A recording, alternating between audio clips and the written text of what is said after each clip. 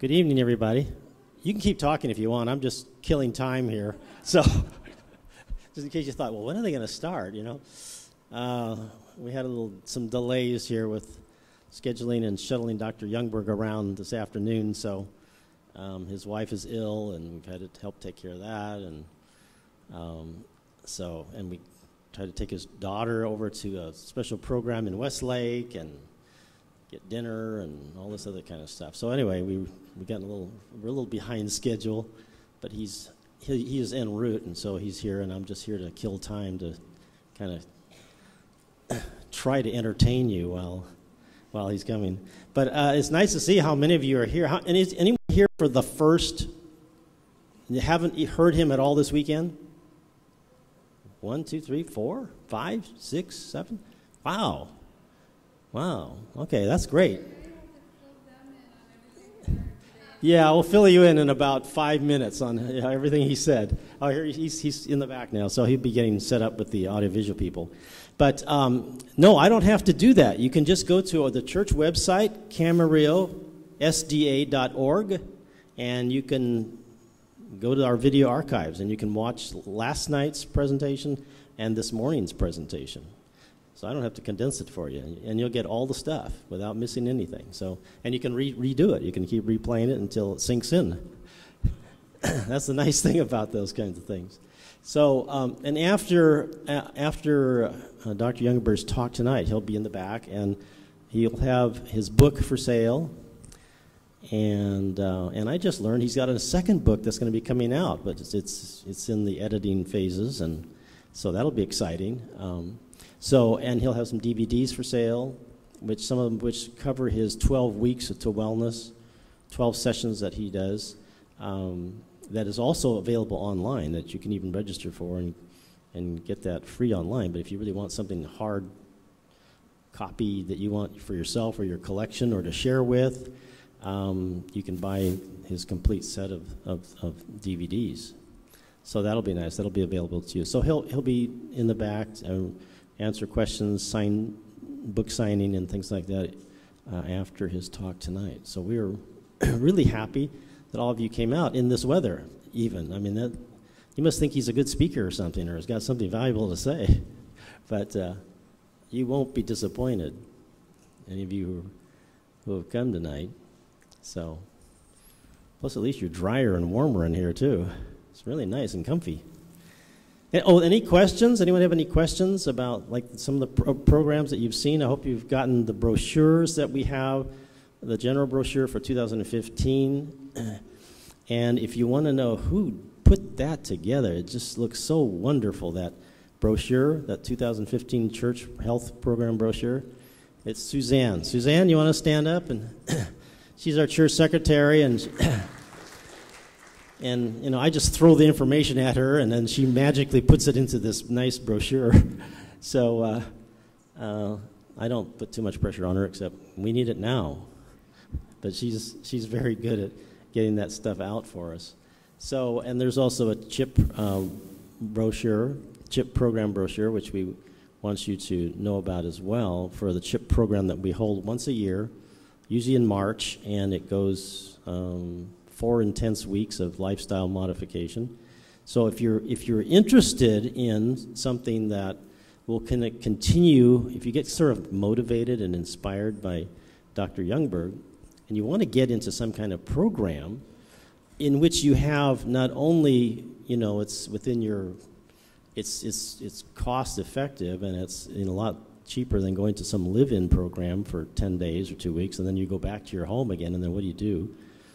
This allows you to do it over 4 intense weeks, and then 2 additional 4-week sessions less intensely, and then a monthly follow-up. So we have ongoing, you might say, support for you as you make these lifestyle changes. So, and if you have any questions about it, you can ask me about that, since I'll be facilitating that program in March.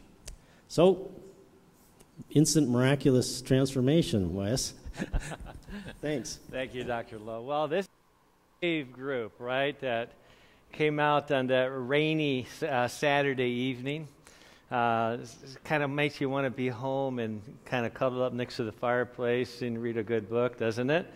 But I'm glad that you're here to discuss this topic of really we've been looking at battle for our mind, battle for our spirit, battle for our body. So tonight I want to emphasize some lifestyle medicine strategies that everybody, regardless of what's going on in your life, can benefit from. Practical information. So undoing the cause of diabetes, prediabetes, cardiovascular diseases, cancer, and you fill in the blanks. Whatever ails you, how can we develop personalized strategies to help you accomplish your health goals? So that's kind of be the theme tonight, and we'll have some time for question and answers after the presentation. So let's get right into it. I alluded to last night and this morning that there is this huge metabolic imbalance that lies underneath the surface.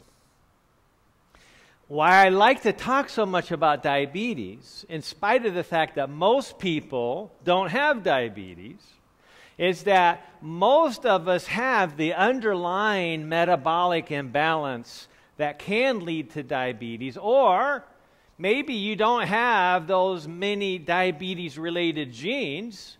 You just don't have them. Genetically, you're not predisposed to that, but because of that underlying metabolic imbalance that lies underneath the surface of the ocean, that is what is activating whatever you are genetically predisposed to.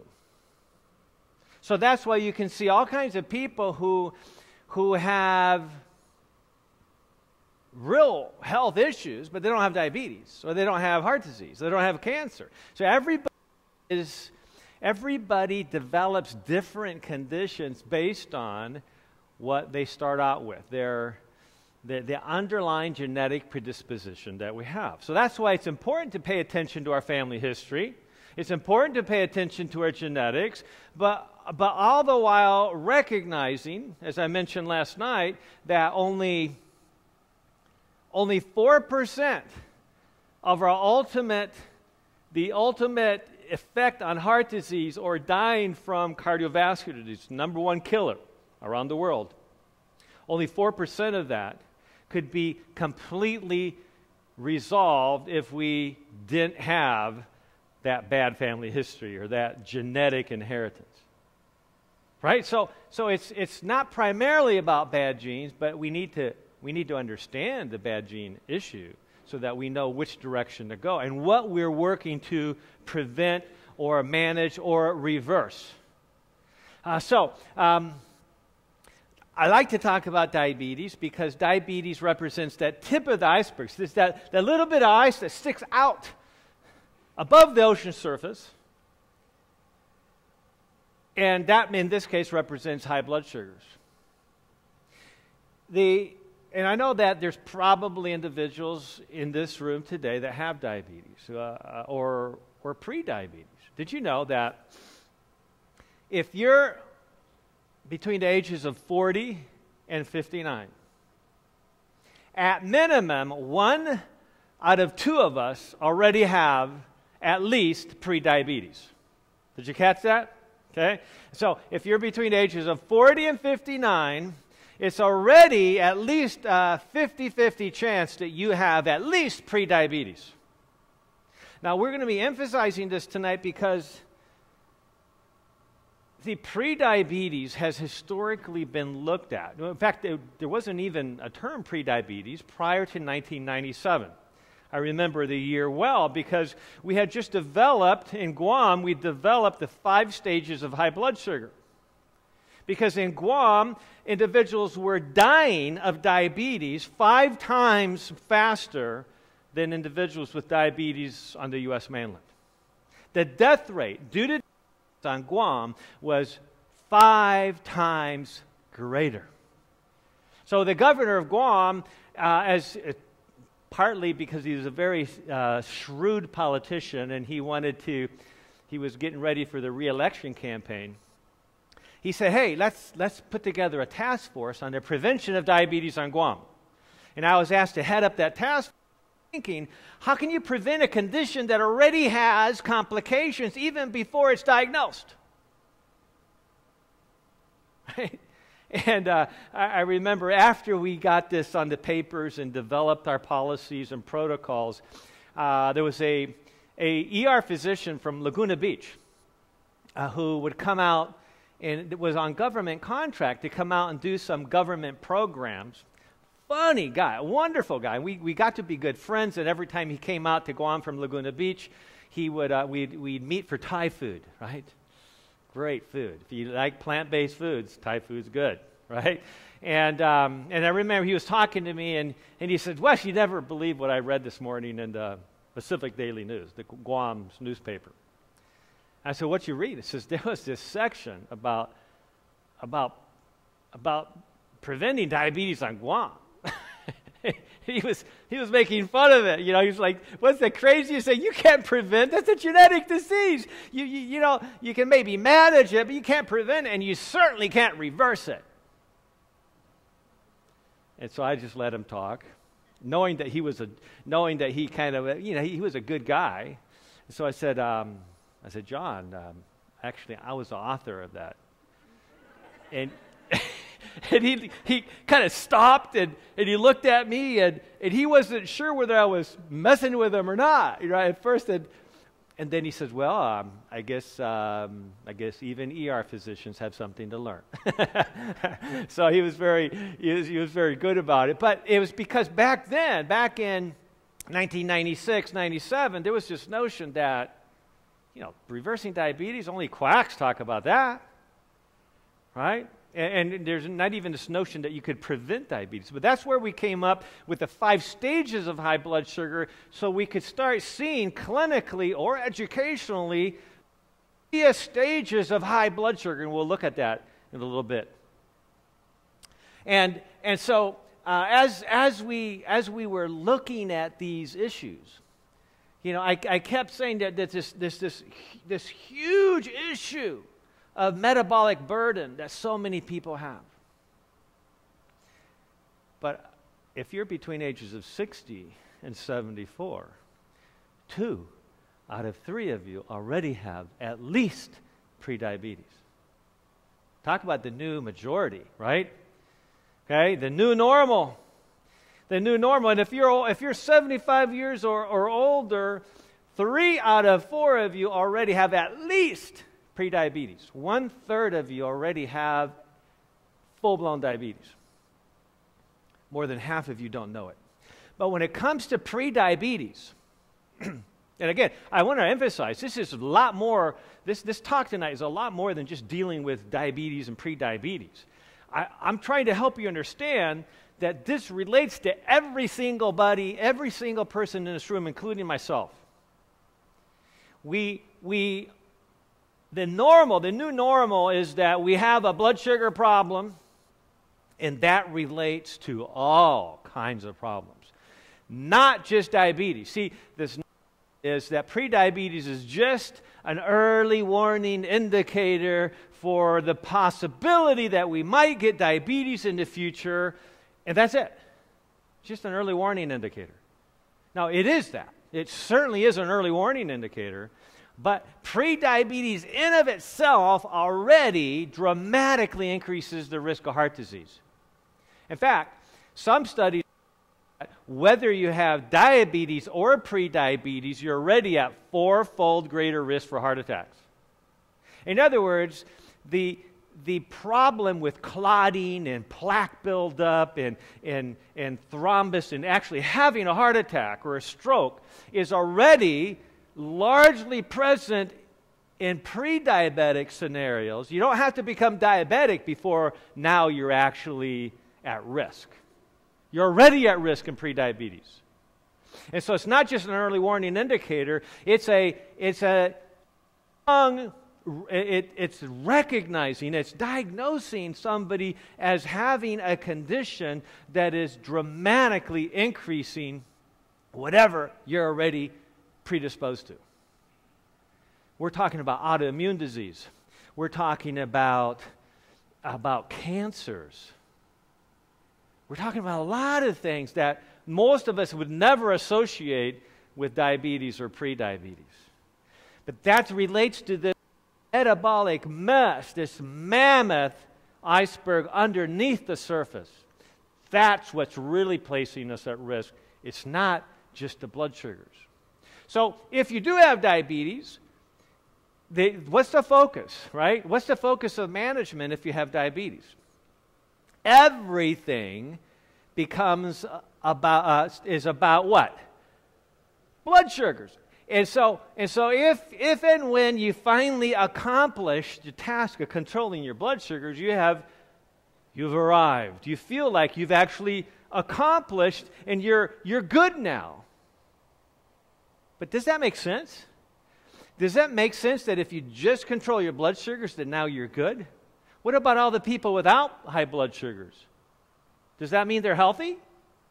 No, not at all. Okay, and so I want to help you understand this from a broader perspective, that if you have prediabetes or diabetes, the high blood sugar is just an indicator. It's like a high blood pressure. It's just an indicator that something's wrong. It isn't the main problem. The main problem is the things that are driving it, that lie underneath, those subclinical issues that oftentimes we have blinders to and we're not paying attention to. So, what's interesting is that if we go beyond this issue of blood sugar, see, prediabetes and diabetes are defined by what? How high your blood sugars are, and that's it. Right? You don't need anything else to diagnose diabetes, just how high has your blood sugar gone. We'll talk about that a little bit more. But obviously, health has a lot more to do with than just dealing with blood sugars. We got to expand it. And so, as the sugars start to creep up in those early stages of high blood sugar, what happens is that the pancreas, that is charged by the body to control blood sugars and other things, digestion and so forth, it is charged to make enough insulin to control blood sugars, right? So as your blood sugars start to creep up, what does that mean? That means that your body has become resistant to insulin. Your body, most of the time, whether you're pre-diabetic, well, almost all the time if you're pre-diabetic, and most of the time if you're type 2 diabetic, you're actually producing lots of insulin. Lots of insulin. Even if you need to take insulin as a type 2 diabetic, you're still most of the time producing lots of insulin. The problem is that all that extra insulin isn't enough to compensate for the fact that your body has become resistant. Your muscles and your liver have become resistant to that insulin floating through your bloodstream.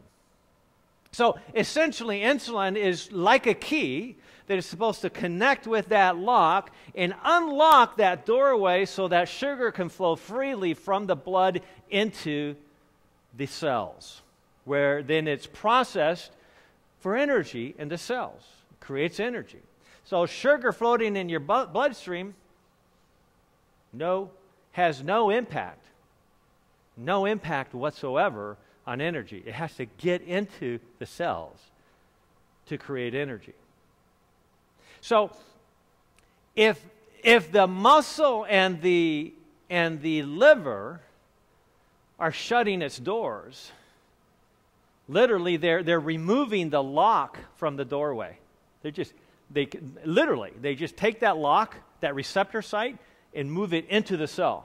So now insulin's going around like, where's the lock? It was here just a minute ago and it's gone. It's no longer on the surface of the cell. That's when the blood sugars start rising. But guess what the pancreas does in that scenario? The pancreas says sugars are going up. It's like a thermostat on the wall. If the temperature starts going up, the air condition kicks on, right? And so in this case, as the blood sugars go up, the pancreas kicks in and starts making more and more and more insulin. So that most of us, and this is my main point that I want to make, most of us, even those of us that actually are in the minority as adults who don't have prediabetes or diabetes, we're producing way too much insulin. That insulin is being overproduced in an attempt to control that insulin, and many times, in an attempt to control the blood sugar levels, and many times we can have perfectly looking blood sugars before and after meals, but the trade-off is that now you have multiples of insulin, 2, 3, 4, 5-fold, 10-fold, 50-fold the amount of insulin that you should normally have to produce is being produced. What is the problem with that? So, one of the most powerful strategies that you can take advantage of right now on a day-to-day basis to control this tendency with that I believe roughly 85-90% of American adults have, is this tendency to insulin resistance where we're having to produce more insulin even to control our blood sugars. So that comes way before prediabetes. And remember, most of us as adults are pre-diabetic. Most of us who are not pre-diabetic are insulin resistant. So this really applies to the vast majority of adults, and most of us have no idea. By the way, 90% of individuals who have prediabetes don't know it. 90%. Why?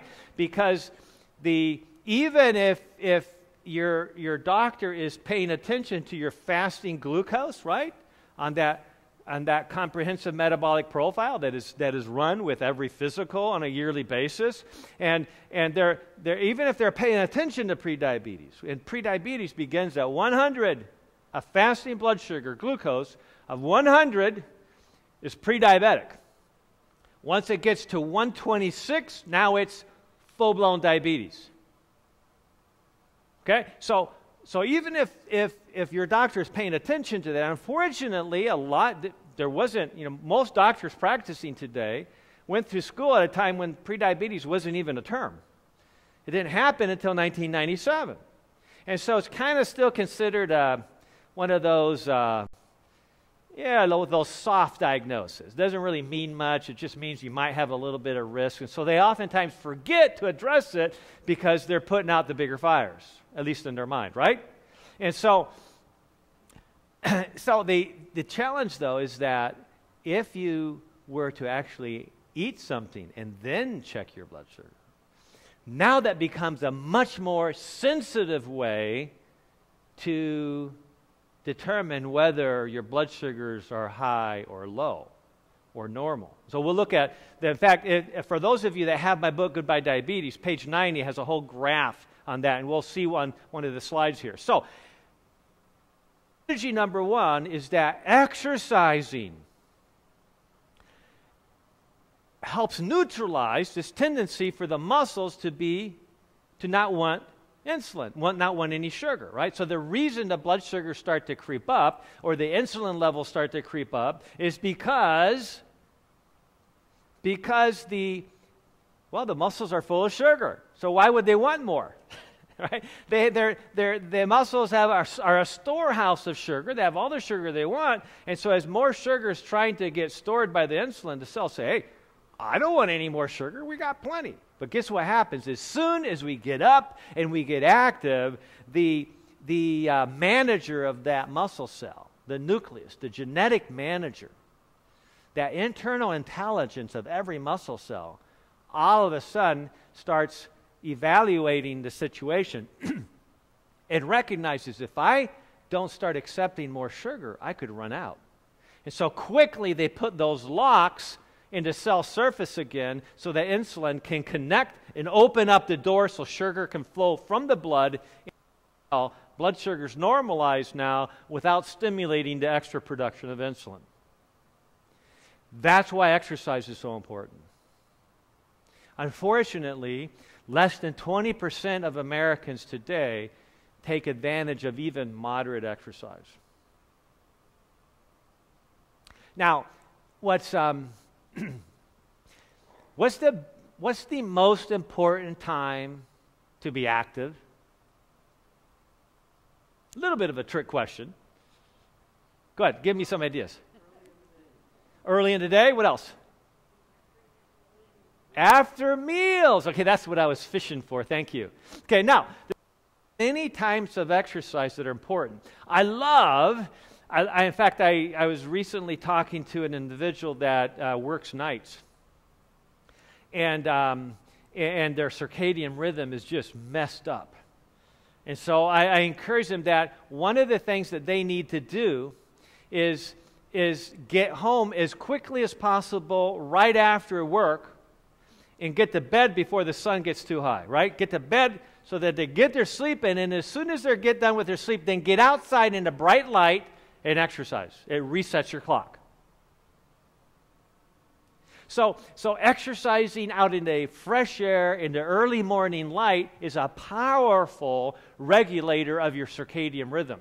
If you're having problems with sleep, whether you have a hard time going to sleep or staying asleep, I strongly encourage you to start working on your schedule, which has to do with when you eat, when you exercise, and when you go to bed, and getting up at a reasonable time in the morning, getting outside in the early morning light for at least half an hour, preferably exercising. It resets your clock. It's great for jet lag, by the way.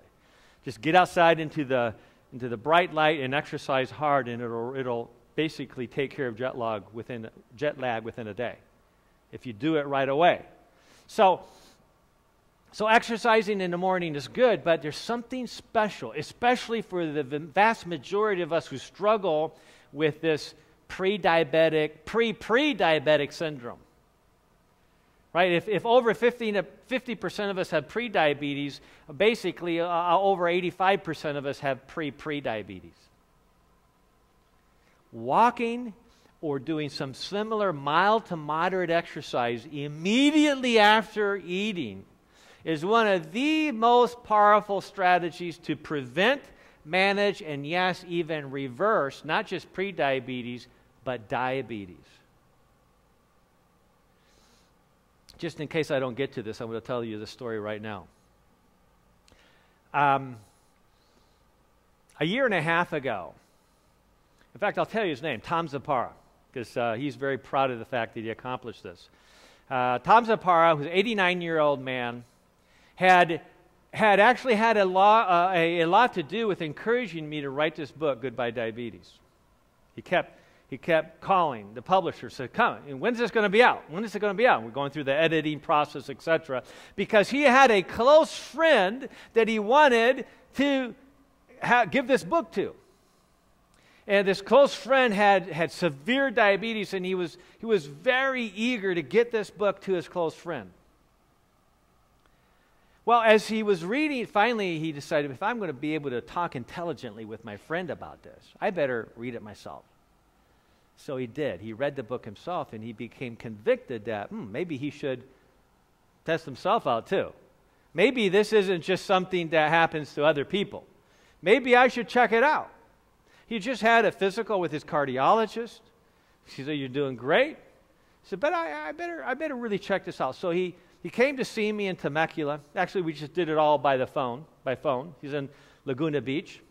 And all my stories tonight are from Laguna Beach. No. and so he was having a hard time walking. He was unsteady. He was not healthy. He was overweight. He had been blessed in business, and he was very wealthy, and he donated millions and millions to educational institutions, but now he said, I want to stick around a little bit longer. I want to be healthy. What do I need to do? So he did all the tests. You know what we found out? We found out that he had out-of-control diabetes because we did a full 4-hour glucose tolerance test. It's not a standard test, by the way. It's not part of the normal guidelines, but I wanted to know how high those sugars would go and how high they would stay and whether they dropped too low at 3 and 4 hours. You know, the reactive hypoglycemia, low blood sugars, is a very real entity. I see a lot of people who struggle with low blood sugars. And you can have diabetes and have low blood sugars in the same day. You know that. Not even because too much medication. It's just blood sugars are all over the place. And so he called me up and says, what I got to do? You know, he's been a chairman of the board of many organizations, and I heard him pound his fist on his table at home, and he said, Dr. Youngberg, tell me what I got to do. I said, I love it when somebody knows that they're chairman of the board, because it isn't me, right? As we talked about last night, only you can be effective as chairman of the board, because you're the one that has to make decisions, right? You're the one that's making all the most decisions about what really affects the cause of illness. And so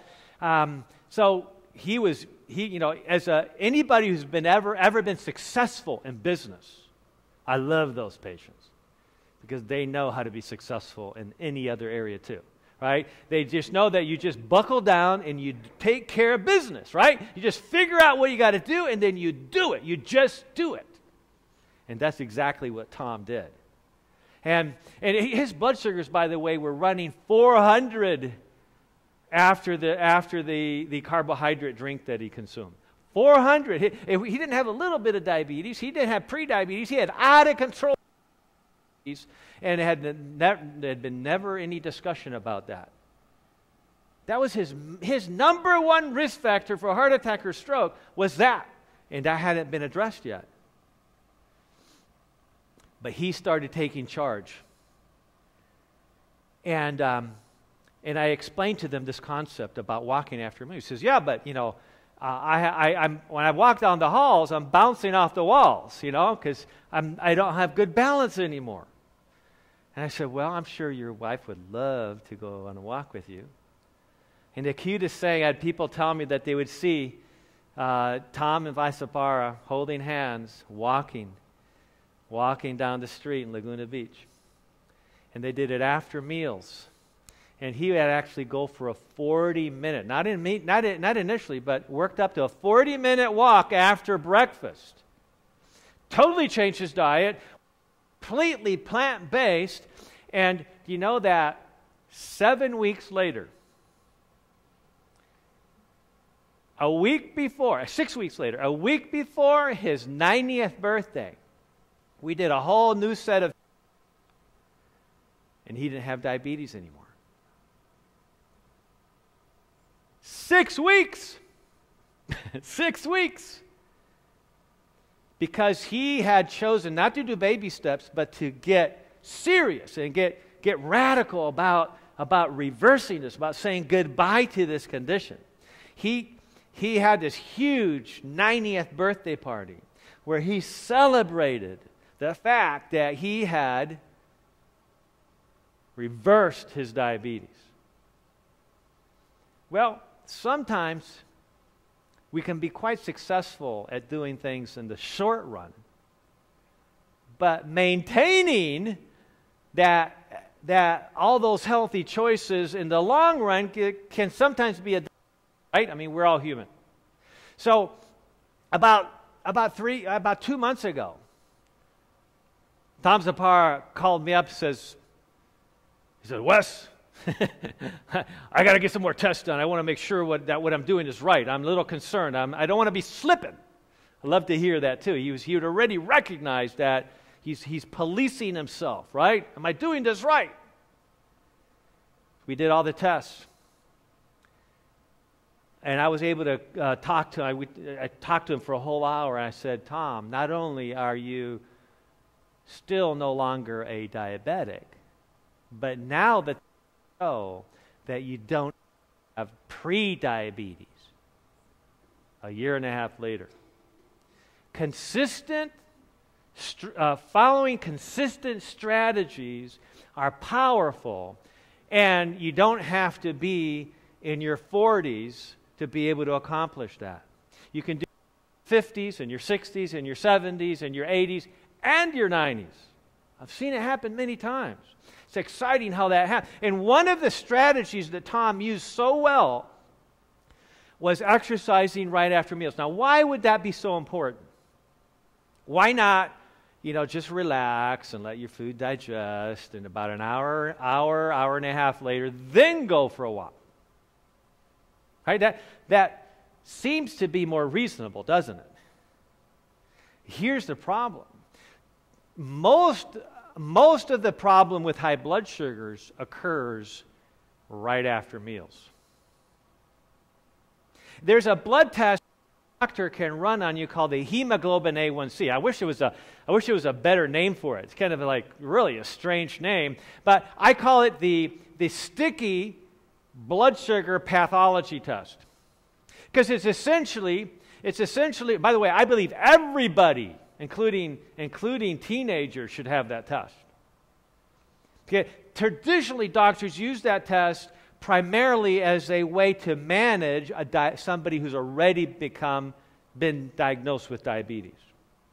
A few years ago, that test was actually incorporated into one of the ways that we actually diagnose diabetes. So many physicians now are including that on a physical, the hemoglobin A1C. What it does is it measures how much sugar has irreversibly glazed to the little proteins inside the red blood cells, the hemoglobin, that carries iron and then attracts oxygen and transfers it throughout the body and the brain, right? So that's why it's called hemoglobin A1C, the amount of sugar that is glazed, glycosylated, stuck to irreversibly to that protein. Now, ironically, that happens everywhere. In other words, it's not just something that happens inside your hemoglobin. Sugar, when elevated, sticks to all proteins everywhere in the body. And they're actually called AGEs. Age. It literally causes premature aging of tissues and stimulates the immune system to go destroy that cell that's damaged. Because once you get sugar sticking to things, it contorts that protein, which changes its function, and now the immune system says that is a diseased tissue and we're going to destroy it. So that hemoglobin A1C is a measure for how you can diagnose prediabetes, diabetes, etc. And Tom Zappara had been able to lower that under 5.7, which is the cutoff for prediabetes. So when you eat, your blood sugar shoots up and peaks usually at 1 hour. 1 hour. And so if your goal is to prevent that sugar damaging your cells, you got to prevent it from peaking, right? Because once it hits its peak, it's already caused its damage. So if you wait an hour to do light to moderate activity, walking around, doing light chores, etc., if you wait an hour to do that, you've missed your opportunity to control your blood sugar.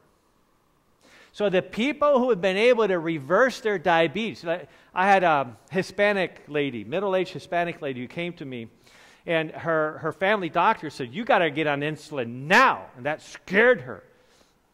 And so she immediately came upstairs to see me. She says, "I don't want to get on insulin."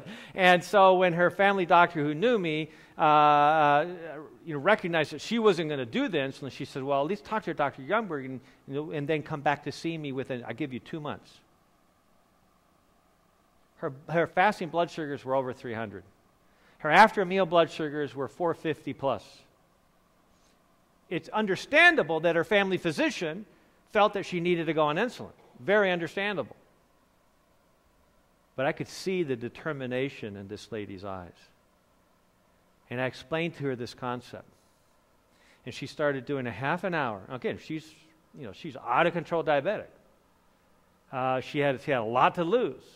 She didn't want to have to rely on giving herself more insulin when really that wasn't the problem. The problem was the body wasn't using the insulin effectively. So she started doing 30 minutes of exercise after every meal. I didn't tell her she had to do that much. She just recognized intuitively that that's what she needed. She changed her diet completely. She started paying attention to the broader issues, optimized her vitamin D level, many strategies that we'll look at. And again, 6 weeks' time, her blood sugars are now almost normal, within 6 weeks. And by the 3 months, she no longer met the definition of diabetes anymore. Okay, it's so, I'm not saying that everybody responds that quickly. I'm just saying that by applying the strategies, we can powerfully impact the very risk factors that lead to the complications. Well, this reminds me of the statement that Norman Cousins, who's the author of The Anatomy of an Illness, and while he was spent 10 years at UCLA starting the program of psychoneuroendocrine immunology, what we were talking about this morning, the power of the psyche, our mind, our emotions, over our nervous system, over our hormonal system, and ultimately over our immune system. Psychoneuroendocrine immunology. It was Norman Cousins, a journalist, was actually heading up that program at UCLA for many years. The power of hope. And he says, don't deny the diagnosis, defy the verdict. Because so many people will come to you and say, I don't want to believe, that I was told I had diabetes and I don't believe it. I'm not going back to that doctor again. We need to embrace the diagnosis by the verdict. Recognize what our risk is, but purpose in our hearts to do what is necessary to reverse that process. Do our best to reverse that process. Let me tell you the story of Michael. Maybe about, this probably was around 15 years ago. I was running a 12-week series. Actually, at that time, it was a 7-week series on managing and potentially reversing diabetes. Every week, we would meet for an hour and a half to 2 hours. And we had this big board conference room where about 20 people could sit around this table. And I would talk to them, just like I'm talking to you right now, about different topics related. And everybody had their chart, their medical chart in front of them with all their labs in front of them. So we talk about everything. So by the time they graduated that 7 weeks, they knew what was going on. They understood what was possible. And this one day, I'm talking about after meal exercise, just like I just finished discussing with you. And I had explained to them that walking into the room with his wife, encouraging him because he was on a walker. And he was literally going about this fast. And he was in his late 50s, and it was evident to me that he'd been in some terrible accident.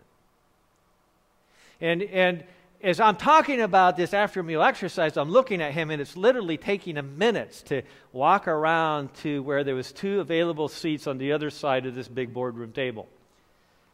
And I was a little distracted by that, and I remember thinking to myself, well, here's somebody who's not going to be doing what I'm talking about, right? Here's somebody who's not likely going to be doing exercise after meals, because I was explaining that for every minute that you go walking or do something as simple as do this, or sitting down, raising your arms up and down, every minute that you do some light activity immediately after finishing eating, you can lower your blood sugars anywhere from 1 to 3 points. In other words, for 15 minutes, you can lower your blood sugars by that 1 hour mark, that peak blood sugar mark, by 15 to 45 points, just because you took the time to do a little exercise. Well, later that week, I met with him for a consultation, and we went over all his labs. And here was his weight was 230, his blood pressure was sky high, his cholesterol 230, triglycerides 166, that's the blood fat, his fasting blood sugar 278, and his hemoglobin A1C 10.8. Now, remember that sticky sugar pathology test that actually shows that there's pathology in your cells that's being damaged by sugar glazing to the cells. And that level, pre-diabetes begins at 5.7. Diabetes begins at 6.5. And every 1 point you go above 5, you increase your risk for complications by around 35%. and the risk of premature death by 25%. Every 1 point.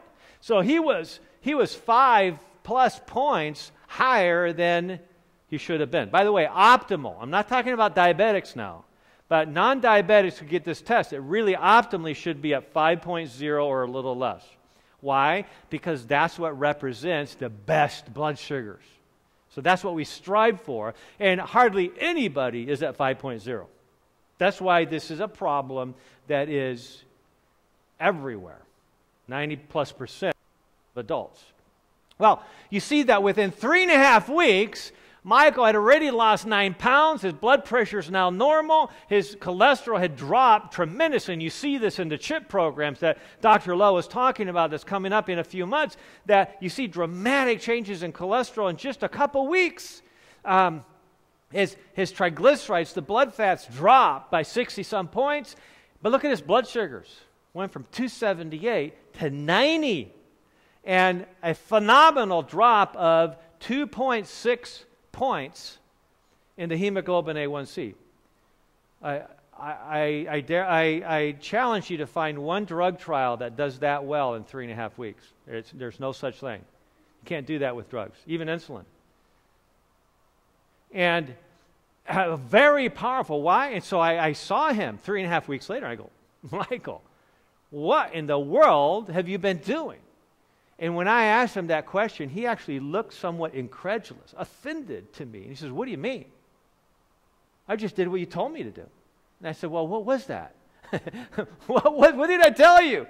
And he says, well, that very first day I came into your class, that group visit I did, and it took me 3 or 4 minutes to get around to that. All I remember hearing was you continuing to batter me with this idea of how I got to exercise so I decided I need to exercise 30 minutes after every meal. And I go, what? How'd you do that? He says, well, I just walked a little bit. And then, I'd be hurting, so I'd stop and do this. And then I'd walk a little bit more. You know how Michael found out that he was diabetic? He was in a car accident, ended up in the ER, and the ER doctor comes up to him and says, calls out his name, and he says, yeah, that's me. He says, how long have you had diabetes? And Michael goes, you sure you got the right chart? I don't have diabetes. He says, well, no, you have diabetes. How long have you had diabetes? He says, no, it must be another Michael, because I don't have diabetes. And his doctor says, no, you have diabetes. Let me show you. Your blood sugars are almost 300, right? Actually, this was after a meal. He was running 400, a random blood sugar taken in the middle of the day. Of course, he was under stress too, right? Just been in a bad accident. He was all beat up, broken legs, or actually he didn't have broken legs. He was just all beat up, bruised up badly. Blood sugars can go up then too. So he said, you need to work with your doctor on this. And that's what motivated him to get in the program. You see, it's hard to reverse something if you don't know you have it. That's why following the advice of Norman Cousins to embrace the diagnosis, to not defy the diagnosis, but to defy the verdict. So that's why I tell people, sometimes people don't want to go see their doctors because they're afraid what they're going to hear. You're going to find out that lump is actually cancer, or you're going to find out that that I have this rheumatoid arthritis or some autoimmune. So I don't want to find out what my problem is because then it'll change. Too late.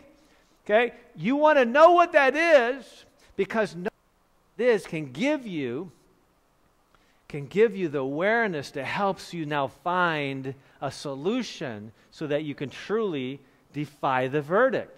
You don't have to be that statistic that goes that pathway that most people go. Why is it that for so many years it has been, once you've been diagnosed with diabetes, that's it, right? You're going to have this condition for the rest of your life. Get used to it. We can help you manage it. But what does that do to hope? What does that do to a person's willingness to do something about it. It destroys that. And so historically, it's like, yeah, you can't reverse this. But so physicians believed that it was irreversible because they'd never seen it happen. Why? Because we didn't have the strategies at that time to show them how it could be reversed. So if we're not following a plan that has the potential to reverse a disease, of course it's not going to be reversed, right? So we have to have an effective plan. So that's why we have to become that chairman or chairwoman of the board. So essentially, diabetes is 26 million Americans have diabetes, but actually, if you include checking blood sugars after a meal, after that prevalence of diabetes goes up from 26 million Americans to 40 million. So that's why I'm a big fan of not just checking the blood sugars before a breakfast, because that's the least sensitive time to check your blood sugars to evaluate whether you have a problem. You want to and by the way, the best way to help motivate you to be effective at reversing diabetes, if you have diabetes or pre-diabetes, is check your blood sugars 1 hour or 2 hours after different meals of the day, and that's what starts showing you, wow, when I exercise after that meal, when I start focusing more on a plant-based diet and balance my diet appropriately, blood sugar 1 or 2 hours later, now I can see the impact and how motivating that is, right? Where you can see the impact that you're having based on these good decisions. Okay, so diabetes, the problem with that tip of the iceberg, that diabetes, is the heart attacks and the amputations and the kidney failure and kidney dialysis and the need for transplant, the eye damage, the retinopathy and so forth. So those are the complications of diabetes, but really we're dealing with a metabolic mess. And it's important to understand, and I wish I had time to tell you the story. You know, I literally have about 18 hours of lectures I can do on this topic. And so I'm like, I want to give it all to you, but we can't do that tonight. We only got a few more minutes left. Understand that when your body is making more insulin to try to correct sugar, whether your sugar is perfect or high, that extra insulin is one of the main causes of headaches and migraines. There was a neurologist that spent some time with me, and I was bragging about their blood sugars getting better and their cholesterol getting better and their blood pressure getting better. And she said, "Wes, wait a minute, aren't you listening to your patients here? Just in this morning of seeing your patients, 4 of them were talking about how happy they were that their headaches were gone." And I'm going like, "Yeah, well, I was kind of naive. I'd never had a headache in my life, so I didn't really think that much about that." And he said, "No," she's a neurologist, right? She said, "No, this is huge. People are much more concerned about headaches than they are about their blood sugars, right?" Because for those of you that struggle with headaches, I see those heads nodding. And so she did a study based on what she had learned in my office, and her second doctorate was on, and her dissertation was showing that 75% of the intensity, duration, and frequency of headaches was resolved by simply following the same strategies that we talk about in Goodbye Diabetes. Same strategies. Why? Because we're dealing with the metabolism. Once you control insulin levels, headaches go away. Now, there's another key thing that I want to talk about tonight, and that is how it relates to cancer. There was a big study, and I wish I had a long time to tell you about this, so I'm going to be a little bit briefer than I usually am on this. But the bottom line is that a big study in dealing with diabetics found that current insulin users were 30 to 50% at greater risk of developing cancer. It's published in January of 2013 in this highly respected journal, Diabetes Care. They were looking at almost 26,000 diabetics in the study, and so they were at high risk of cancer, and if they'd had diabetes for more than 15 years, they were 60% and 80% more likely to have cancer, men and women, respectively, than those who'd had diabetes less than 15 years. And this created quite a stir in the diabetology community. And so doctors that commonly treated diabetics were a little bit outraged by this because this is a 2-year study. Within 2 years, there was a dramatic increase in cancer in people that were using lots of insulin or had had diabetes a long time. So what's the message here? And so the bottom line is that the bottom line is that high insulin, whether it's being injected or produced by your own pancreas, but not normal levels of insulin, were reported as risk for cancer initiation and promotion. Here's the bottom line. If your body is having to make more insulin than normal to control your blood sugars, and is that a common problem? What have I been saying tonight? That is like a 90% problem in our society, more or less. It's all on a continuum. Most of us are having to produce too much insulin. Why? Because we're not taking advantage of strategies. Partly because we don't know we need to. But if we're producing extra insulin, guess what happens? That insulin actually stimulates the growth and even the initiation of the common cancers. And we're talking about all kinds of cancers. We're talking about breast and reproductive cancers in women, 2 times likely. Okay, when there's this exposure to diabetes, which is primarily excess insulin being produced all the time or injected. Okay? So, by the way, if somebody needs insulin, they need to take insulin. But there are simple tests that we can do in the office to determine whether your body's producing insulin. In other words, if your insulin level's already high in your blood, the problem with your high blood sugars is not because of the lack of insulin. The problem is insulin resistance. So let's fix the real problem, not just inject more and more and more and more insulin, which actually makes people more and more and more insulin resistant. Okay? In other words, we need to treat the real problem. And yes, there are some people that need insulin.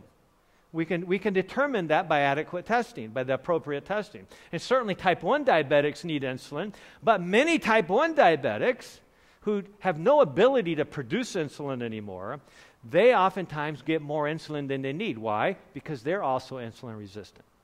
In other words, even a type 1 diabetic, by following these very same strategies, can lessen their need for how much insulin they take. But they will still need some insulin, right? Because they don't produce any.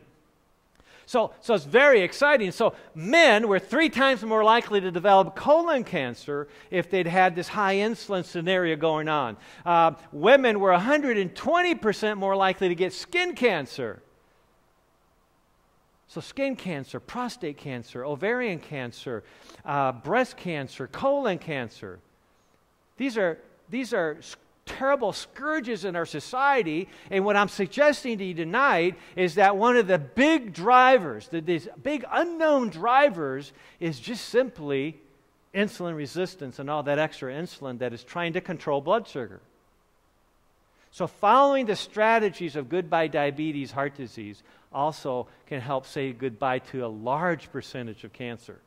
Powerful. And so anybody who comes to me who's battling cancer, along with all the other things that we're doing, I always evaluate this, right? Because if they're producing all this extra insulin, what's that doing to their cancer? It's like throwing gasoline on a fire while they're trying to put out the fire with water on the other side, right? So we got to control this if we're going to be able to win the battles on these most common diseases. If it was Dr. Lee who was the lead author of this study, said the results support the notion that exposure to high circulating concentrations of insulin might result in these mitogenic effects on breast tissue that stimulate the growth of these endometrial stroma cells. In other words, extra insulin floating around drives cancer. So that's why in our lives, in our practices, we need to be emphasizing this as a critical of prevention and management of cancer. Here's the 5 stages of high blood sugars. A little hard to see that relate to to this increasing problem with insulin resistance. So anybody can actually check their blood sugars at home after a meal and see, at 1 hour, if my blood sugar hits 160 at 1 hour after the beginning of a meal, that means I'm in stage 3 high blood sugar. That means I'm producing a lot of insulin to try to correct that sugar. And that's placing me at risk for whatever my genetic predisposition is. Maybe blood pressure. 50% of high blood pressure is due to this, is due to just the body producing that extra insulin, and insulin causes the arteries to contract. Insulin causes the kidneys to get rid of magnesium and other minerals. Blood pressure goes up. Okay, so this is all very logical. Okay, so let me jump to the key. Remember, we've been talking about the exposome this weekend. All the factors around us in our environment, all the choices that we make, what we eat, what we drink, what we think, what we do, what we say, that influences the expression, the function of our genes directly. And so let's talk about defeating diabetes and that underlying metabolic syndrome, right? Let's talk about all those factors for the last few minutes. Well, those of us that were here last night, we talked about the story of David, right? That hospitality executive who almost lost his job because of his anxiety and his hostility, and how he made a dramatic transformation in reversing his and his cholesterol and his blood pressure and his anxiety very quickly, losing 132 pounds and improving his health so dramatically. We need to learn how to think good thoughts. There's a whole chapter in the book Goodbye Diabetes on how to learn how to think good thoughts so that we can make the right decisions, so we can plan to succeed. Right? And so that's the first step. We need to understand what our motivation is. What are we doing this for? And it's not just for us, right? Oftentimes it's for the family. It's to make sure that we're taking care of the family and modeling appropriate behavior for the family as well. There's a lot of information on being a first-class foodie. Now, what does this mean? First-class foods are the types of foods that engender first-class health. Okay? So that's why it's called that. We defined that very, very purposely, intentionally. That if we expect to achieve first-class health, we have to ensure we're consuming first-class foods, the very foods that enable the body to heal itself. See, God created a body so that it could heal itself, which means that we have to use our minds, make proper choices in a way that we are taking what does the science, what does the medical literature say about how food affects our health? So that's how we came up with this information.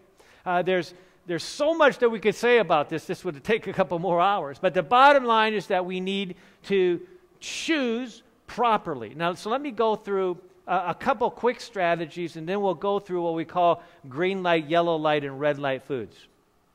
So first of all, one of the foods, which I call the king of all foods, is legumes.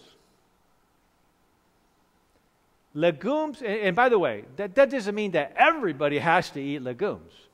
But I would suggest that the vast majority of us, regardless of what blood type we are, okay, can benefit from appropriate use of legumes. Why? Why are legumes so good for us? Number one, legumes have 3 times more fiber than other typical high-fiber foods. 3 times. Okay? They have a tremendous amount of soluble fiber, which is one of the best ways to absorb toxins and cholesterol when in excess or when toxic. See, it's not cholesterol that's the problem. It's toxic cholesterol that's the problem. It's the oxidized cholesterol that's the problem. And we know now that most plaque or most cardiovascular buildup in the artery walls is not caused primarily by high cholesterol. It's caused by a toxin that creates inflammation and then attracts cholesterol in there to try to cover it up. It's like dumping loads and loads of cement around Chernobyl to contain the radiation. It's actually part of the solution. But it still should help lead us to the original problem. Is what are the toxins? And the toxins frequently are the oxidized cholesterol. See, every cell of our body has the potential cholesterol. Cholesterol is a good thing.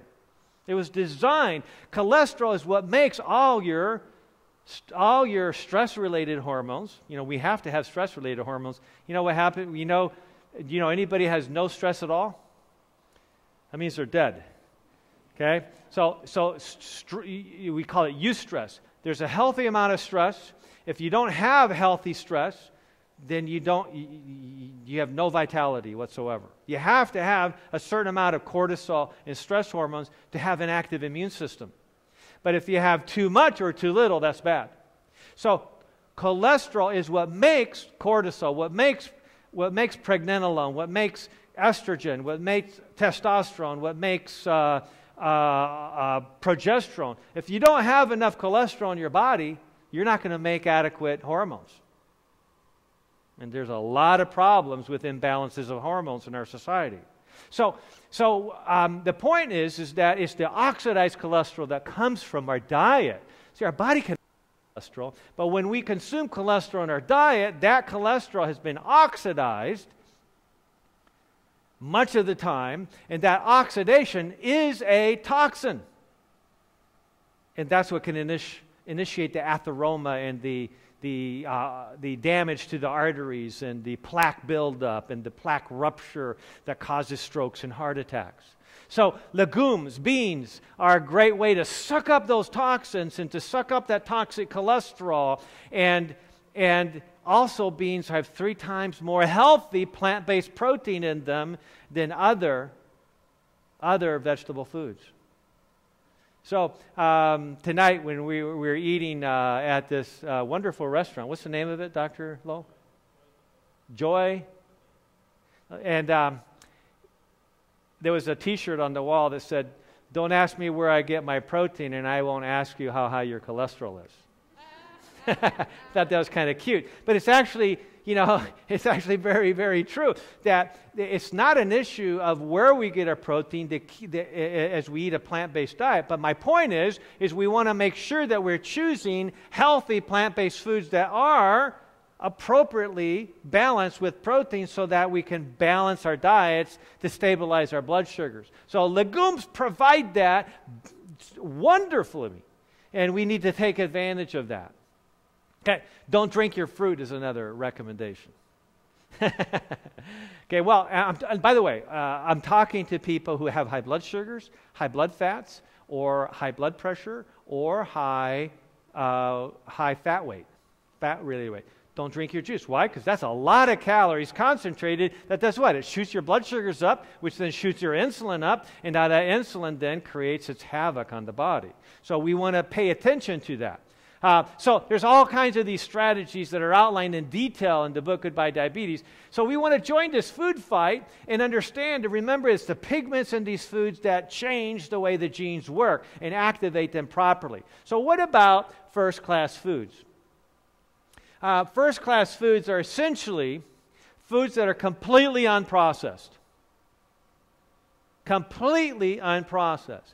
And so these are the foods that are going to have the richest amount of essentially antitoxins, antioxidants, antitoxins, rejuvenating nutrients, healing nutrients That's what comes from first-class foods.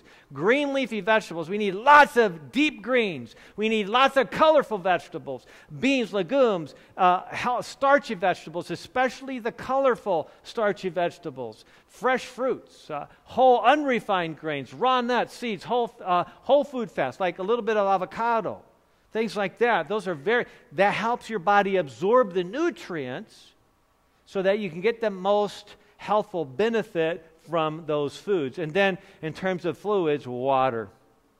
Great way to start the day, by the way, is to take a tall glass, a mug. I call it my mug of warm to hot water every morning. Warm to hot. And that, you know what, those of us who are just used to, just habitually, we can't do anything before having that, that mug of coffee in the morning, right?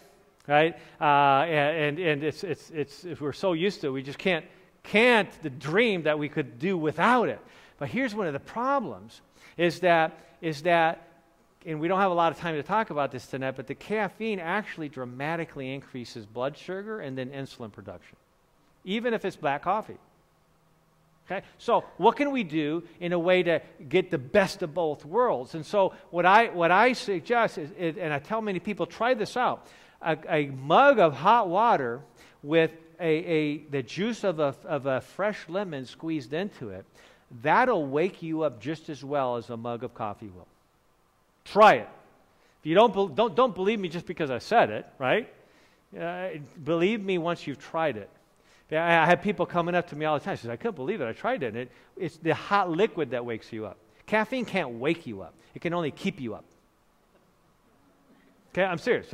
And of course, caffeine dramatically increases your cortisol production, and that's how it can increase your blood sugars, because cortisol tells the liver to dump sugar, and that's why a lot of people with diabetes have high blood sugar.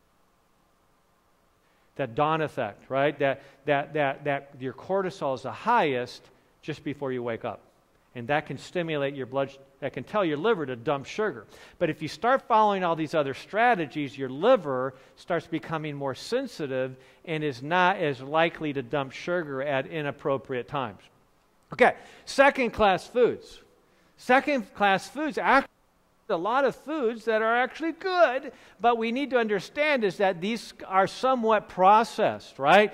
Even processed whole grains. 100% whole wheat bread is a second-class food. Hear me out. I'm not saying it's bad. I eat it. I'm just saying you're not getting the same benefit from whole wheat bread than you are from 100% unprocessed grain. Right? So be aware of that. They processed fruits and veggies, milk and meat alternatives, et cetera, et cetera. Now, all these foods are not created equal. I'm not suggesting that they're all equal. They're not. But you need to pick and choose from these according to other information that we address. So for instance, I personally choose not to eat white meat or chicken. Why? Have you? Has anybody here heard the news about arsenic in brown rice? Yeah. Okay, about half of you. All right. What's going on with that? Why is there arsenic in brown rice? The reason there oftentimes is arsenic in brown rice or rice in general, because they're even saying we shouldn't eat rice more than 4 servings a week. Do you know what that is? That's 1 1/3 cup of rice.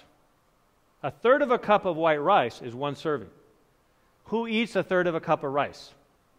Now, we talked about this morning about, refined grains, white rice, white flour, do what? Are inflammatory. And inflammation is the main cause of triggering the diabetes genes, heart disease genes in general. And that's a tough one for me because, rice is a great food. But it should be whole grain rice, right? Okay, but arsenic in it, where did that come from? Well, let me back up and explain to you why I don't eat chicken. One of the main reasons I avoid chicken is because the vast majority of all chickens are raised on food that is purposely and lawfully laced with arsenic. How many of you knew that? Nobody? All right, you are now the new informed. I was listening to the news one night, and I was paying attention, and this newscaster was saying the FDA has been reviewing its policies on chicken feed, and is now encouraging the poultry industry to consider not feeding arsenic to their chickens anymore. Oh, well, wait a minute. What did that mean? That means that the FDA has been basically saying it's okay all along. Now, why would the FDA go along with it in the first place? Why would the poultry industry even consider putting a known horrible neurotoxin in the poultry feed? Because arsenic is a wonderful antibiotic. And when you got these chickens that are basically can't even stand up in their cages, and they're laying next to each other, beak to beak, infested with all kinds of infections, they're not going to grow up to the point where they can be sold for meat, right? They're just not going to make it. And so they add arsenic to the food that they consume to kill off the bacteria. That's the reason. On the record. I'm not making it up. Okay? So, I guess these chickens are already neurotic, right? Because they have no life, right? They're just pinned together tight. And they grow up until they get fat enough to be sold for meat. But what about those who consume this meat? What are we getting besides the meat? We're getting all the arsenic, right? And so, is it any wonder? I almost gave the talk last night on I started to actually, on Alzheimer's. So much of it, is there any wonder why Alzheimer's is going out of control? What's going on there? We are so exposed to not just arsenic, but other neurotoxins. Diet. That's why we got to pay attention to diet. And that's why the first step is to go plant-based, because that's what removes the vast majority of the exposure to toxins. All right, so how does this get into brown rice? Is it brown rice eating chicken? Many rice growers use chicken manure as fertilizer in their rice paddies. That's where the rice gets the arsenic. Okay? And so that's why this is spearheading a new movement called veganic farming. Not just organic, but veganic. In other words, they're only putting things on the soil that have not come directly from animal sources that have been fed inappropriate toxic elements that end up in the food. Right? So in other words, all these foods are not created equal, and we're just trying to put everything into context and understand that some of these foods here is just better off not consuming it. It's the same thing would be for cold water fish. Years and years ago, that could have been a great source of energy and protein in the diet, but I challenge anybody to find fish that's not riddled with toxins. There's no such thing anymore. Okay? So we need to consider how can we optimize our diet so that we're not constantly behind the 8 ball when it comes to dealing with our health. And then there's the third class foods, the refined grains, the refined sweets, the cheese, dairy, the regular oils that are loaded with trans fats and hydrogenated fats and processed packaged foods and deep fried foods, etc., etc., etc. Okay, so what we want to do is make sure that we're loading. We're just loading our diet so much with first-class foods and some of the second-class foods that we don't even have any room for the unhealthy second class or the third class foods. That's the goal, right? Because we want to do this from a perspective of joy, right? As we discussed this morning, if we do this, well, okay, if I got to, darn it, if I got to eat this way, I guess I do. I had one patient tell me, Doc, if you tell me I have to eat barbed wire, I'll do it. Darn it. So I said, well, okay, at least, he's going to be tough, but, I don't know about his attitude and how conducive to health his attitude is. So it's about we need to learn to really enjoy it. I like to say sometimes we have to say no to things we really like to do in order to say yes to the very best of things, right? And so there's no society, no family, no individual that's going to be successful at really experiencing joy unless they set limits on themselves. So if you see the healthiest people around you are the people who effectively have learned to set limits on themselves. That's where joy comes from. Now, it sounds a little strange because, that human side of us doesn't like to have any limits set. We want to do what we want, when we want to do it, wherever it is, right? That's kind of the natural human tendencies that we have. But those of us who are the healthiest and the happiest have learned how to effectively set limits, but doing it joyfully. Okay, so meal balancing is important. The plate method is critical. I wish we could spend, by the way, the 12-week series. We have 5 entire 12-week packs of DVDs for those who might be interested in running these programs in your home or sharing it with your family and so forth. A whole presentation just on digestion. Why? Because if you're not digesting well, you're not assimilating those nutrients and you can't be healthy. Bottom line, digestion is critical. In fact, if there's a digestive problem, I stop everything else with that patient and focus on let's get your digestion working properly. Priority number 1, very, very critical. We talked about exercise quite a bit earlier, and there's all kinds of exercise that we can use effectively. Remember the story of Jim Fixx, that just because you're one of the fittest person on earth doesn't mean you won't get a heart attack. Why? Because I remember hearing a radio show when Jim said when he was being ridiculed for running 10 miles every day. And I was listening to the radio, an interview with him in Chicago, and he said, Bob and Betty, when I run 10 miles every day, I can eat anything I want. It was a great comeback, right? But I remember thinking, I was in college at the time, I remember thinking to myself, oh, Jim, there's going to be a problem here. He was lean. Anybody who runs 10 miles a day is not going to be overweight. He was lean, he was fit. But when you eat you've missed out on one of the most powerful strategies to get rid of toxins in your life. And two years later, I'm listening to the news, and I found out that he had died that morning while running his 10-mile route. They found him laying on the road wearing his red running shorts, died of a massive heart attack. Why?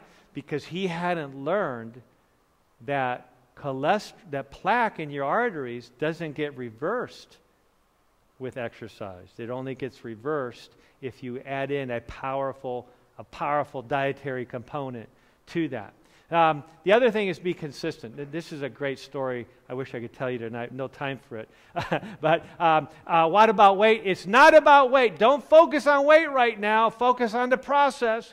I've had people reverse diabetes and hypertension and cholesterol and all kinds of problems before they lost any significant weight. Now, weight can come down, but don't make that the primary motivation of your wellness program. Your primary motivation should be to be on a program that makes you healthy, and then the weight comes later. Don't focus on that as the primary, because there's a lot of unhealthy ways to lose weight, right? Okay, focus on being on a healthy program. Okay, so make sure you're sleeping well. You can become more diabetic in one day late at night. So be careful with that. By the way, this represents full chapters in the book. Each section here represents entire chapters. We just don't have a long time to talk about this. Hydration is critical. Make sure that you stay hydrated. Spend time in the early morning sunlight. Spend some time in midday sunlight so you get more vitamin D. Check your vitamin D levels and optimize your vitamin D levels. This is critical that you do that. And then focus on first-line therapy.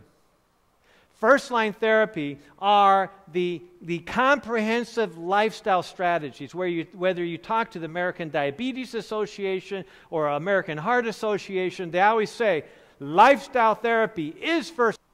It's the first thing we need to focus on. But unfortunately, it becomes an endearing pat on the back, and here's your prescription. Right? In other words, we need to focus on that truly, and then second-line therapy is where you are, through a proper evaluation and lab test, figuring out what you're deficient in. Are you deficient in vitamin D? In certain things, and then use the appropriate nutritional supplemental strategies to optimize that.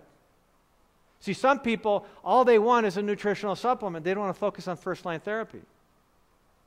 That might have some benefit, but it's not going to ultimately make that big of a difference. Why? Because the foundation to health hasn't been addressed yet. Okay? So I'm a big believer in second-line therapy, but as second-line therapy, secondary, supplemental to first-line therapy. And then finally we have third-line therapy, where that's when we can start having a reasonable discussion about what appropriate pharmaceuticals might be useful for you, right? Because